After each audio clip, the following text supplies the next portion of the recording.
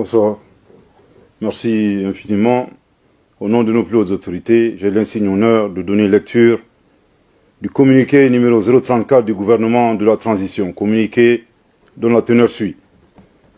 Le gouvernement de la transition informe l'opinion nationale et internationale que le dimanche 10 juillet 2022, entre 11h et 13h, deux aéronefs immatriculés ZS-BBI, Zulu Sierra Bravo Bravo India et UR-CTH, uniforme Romeo Charlie Tango Hotel, en provenance de la République de Côte d'Ivoire, transportant 49 militaires ivoiriens avec leurs armements et munitions de guerre, ainsi que d'autres équipements militaires, ont atterri à l'aéroport international président Modibo Keïta, Sénou.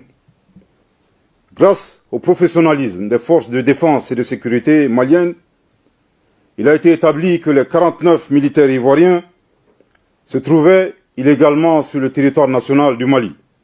Par conséquent, ils ont été immédiatement interpellés et leurs armements, munitions et équipements ont été saisis. Des premiers constats effectués, il ressort que 1. Ces militaires, dont une trentaine de forces spéciales, étaient en possession d'armes et de munitions de guerre, sans ordre de mission ni autorisation. 2. La profession réelle des militaires était pour la plupart dissimulée.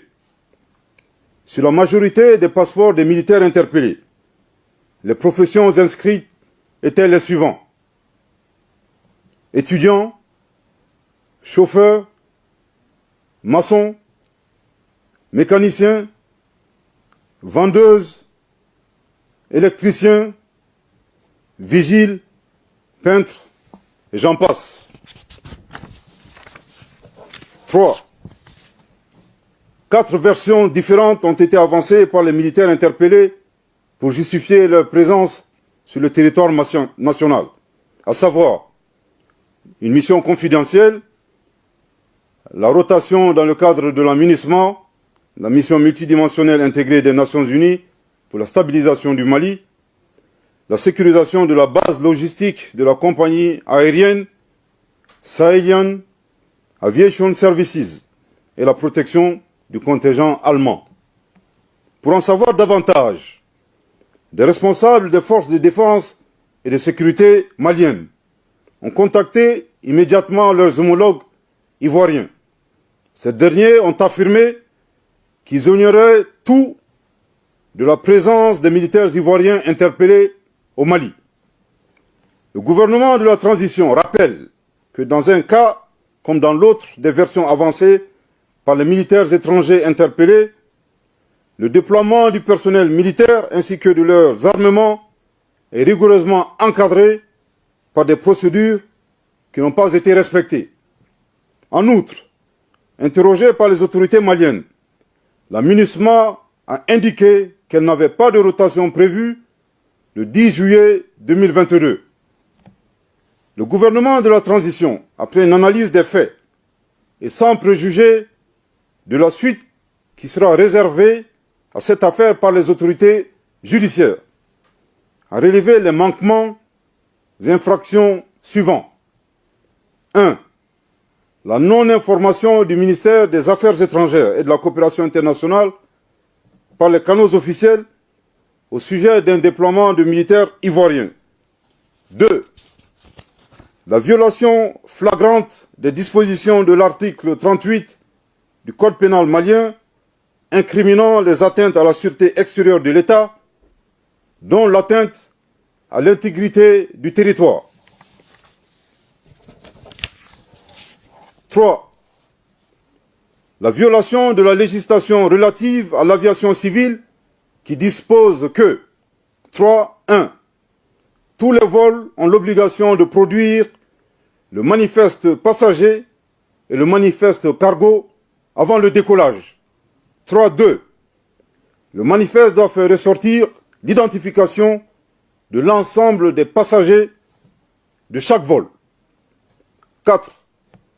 La violation des dispositions concernant la conduite en douane d'une part et d'autre part de celles régissant le régime d'importation temporaire prévu par les dispositions des articles 112, 113, 269, 270 et 273 de la loi 2022-013 du 23 juin 2022 portant code des douanes de la République du Mali.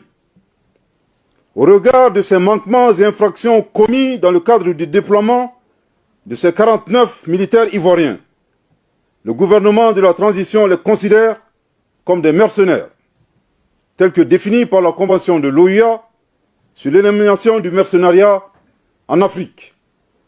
Le dessein funeste des personnes interpellées était manifestement de briser la dynamique de la refondation et de la sécurisation du Mali, ainsi que du retour à l'ordre constitutionnel. Je répète, au regard de ces manquements et infractions commis dans le cadre du déploiement de ces 49 militaires ivoiriens, le gouvernement de la transition les considère comme des mercenaires, tels que définis par la Convention de l'OUA sur l'élimination du mercenariat en Afrique. Le dessein funeste des personnes interpellées était manifestement de briser la dynamique de la refondation et de la sécurisation du Mali, ainsi que du retour à l'ordre constitutionnel.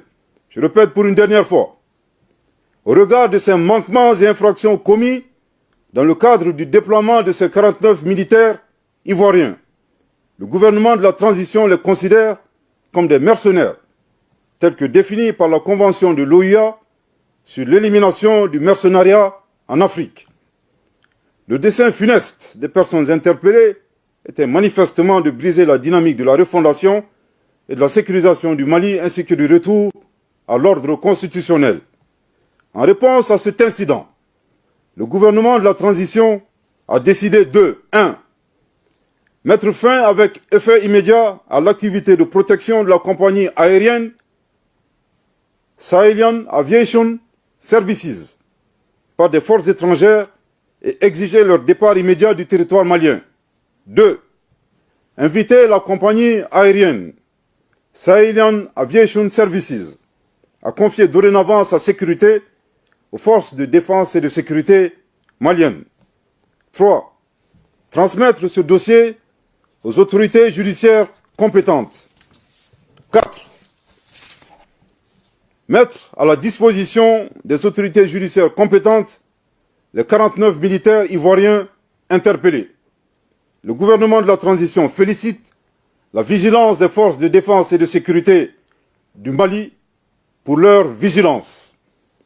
Compte tenu des menaces et des risques, le gouvernement de la transition s'est compté sur la collaboration de la population et l'exhorte à signaler aux forces de défense et de sécurité tout fait suspect digne d'intérêt. Le gouvernement de la transition, soucieux de la préservation des relations séculaires entre le peuple malien et le peuple ivoirien, est solidaire des autorités ivoiriennes, certainement troublé par la présence illégale des 49 militaires ivoiriens au Mali, à l'insu et sans l'autorisation valable des autorités ivoiriennes. Le gouvernement de la transition voudrait également compter sur la coopération avec la République sœur de Côte d'Ivoire afin que toute la lumière soit faite sur cette affaire. Que Dieu bénisse le Mali, fait à Bamako le 11 juillet 2022. Merci de votre très aimable attention. Merci, Monsieur le ministre, porte-parole du